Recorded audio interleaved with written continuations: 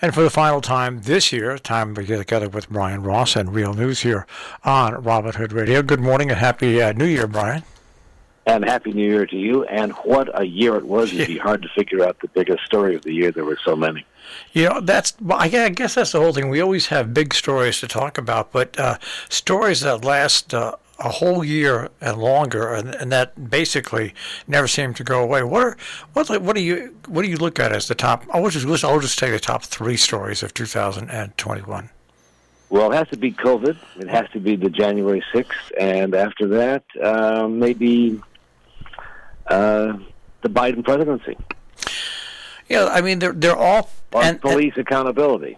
Yeah, those top 3 are all tied together in so many different ways, which makes this year even stranger. Where you have normally top stories, but those top 3 stories are all tied together in one way, and even going back to the election of Joe Biden with Donald Trump losing and refusing, those are all stories that are tied together, and we sit here today and with the virus, and I was passing along a story about a family that I know whose one of their 2 children were identified with COVID-19, okay?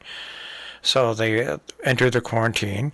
The parents and other members of the household had to get tested, and 4 days after they were tested, the parents were still waiting for their tests to come back, which kind of defeats the purpose of the testing, because absolutely, now with what the CDC says is 5 days, 2 days of acquiring it, not knowing you have it, and 3 days of having it should put you out of the zone. It's one of those things where you look at American healthcare.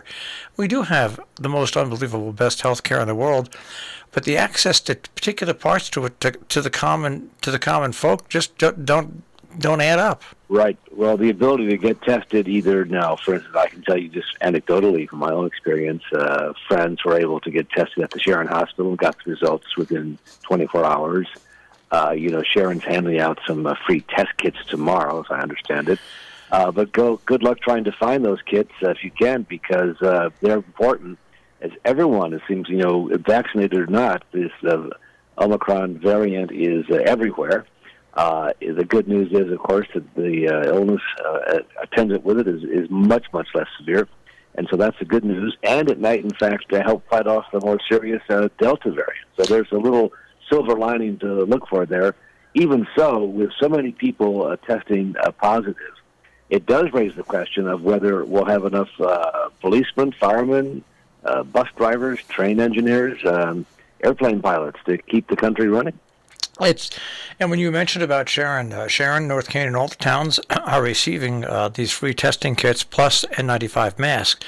But then yesterday afternoon, Governor Lamont got on the air and said there has been a shipment delay out on the West Coast, and they were not sure that those masks and those testing kits will be available for Friday. But the towns are still sticking by their timeline, and I'm sure if they're notified by the state, they will get the word out to us once again that it'll be put off for a couple of days. But those kits, especially, there's 3 million going to the state of Connecticut, so each town really is going to have a limited supply in the beginning.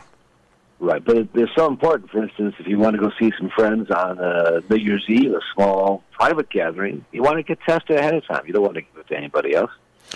Yeah, it's one of those weird situations. But like you say, the good news is it appears the latest variant is not nearly as dangerous to people who have been vaccinated.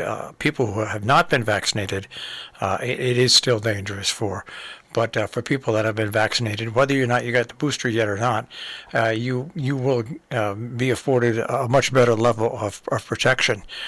Going back, right? With 500,000 new cases yesterday and so many unvaccinated, just swamping the hospitals around the country. 70-80% of the people in the hospitals from COVID are people who are unvaccinated. And we're paying quite a price for that. Not only are we paying the cost of the treatment, I guess we should do that, but it's also driving out the ability for others with other kind of ailments to get needed health care. Yeah, we've had a couple of hospitals in our area take a lot of what they call additional surgeries off the books for people. Yeah. Simply because there's just no way they can perform them. That's right, and let's point the finger at the unvaccinated. I'm sorry they're sick, and they should be treated. We should take care of them, but there is a price, and there's a community here that is suffering because of their choices. Now it's not one of my top stories for the year, but I will mention it, and that is finally the end of the guilty verdict that came down on Ghislaine Maxwell in this Epstein abuse trial, which really takes people in general, and whether it's right or whether it's wrong, it doesn't matter. It takes normal, everyday people who aren't wealthy, and they look at the mega wealthy, and this really stains any look that they have at the mega wealthy. You talk about the weirdness of the mega wealthy and their own private kinks and crimes, and I don't think we've heard the last of that. Now that she has a potential 40, 50 years in prison, if she has information that she wants to give, I think it'll happen. If prosecutors want to know who else was involved, I suspect she'd be prepared to make a deal. It's one of those weird stories. And now going back to our virus, the president is really they're putting a strategy shift in the face of this virus, and it's hard to believe, but obviously, Brian, this virus, this COVID-19 virus, will probably still be another major story 1 year from now. I know. Who thought? 2 full years, and now we're heading into the third year. It was 2 years ago that the first word was coming out of China about this virus, and at first Americans didn't pay a lot of attention to it, but very quickly we did, and we came to realize what was going on. Let's look back at the performance of the previous president. It was dismal, and it probably led to several 100,000 deaths that might not otherwise have occurred, according to his own health officials. And now this president is struggling to keep up with it as it changes and deviates. And, the shortfall on testing, I think Mr. Biden has to answer for that. But you're right. I think a third year, will there be a holiday season next year that will be not worrying about infecting others at Christmas time? Now, I have to ask you about New York's plan to limit, this has me laughing and it shouldn't, the New Year's Eve celebration to 15,000. How can these police officers, how can this possibly be done with police officers? Because more than 15,000 people are going to show up. Of course, and they're going to pen them out. I know how they do a good job in New York, and they have an ability, I guess, to count the crowds and just shut it down whenever they want. It's surprising they're going to go ahead. I feel like the business interests there are demanding it to show that New York is still alive, that tourism is still possible. It will be outdoors, so that lessens the risk of the contagion, but I don't know. It's a tough challenge any time, even without a pandemic, and even more so now. And it goes to the point I was making earlier, what will happen to officers who test positive because of this? They're off the job for a while. It's a real challenge. You can see why they reduced the quarantine and isolation time from 10 days to 5 days, because otherwise you might just shut the economy down because no one can show up to work.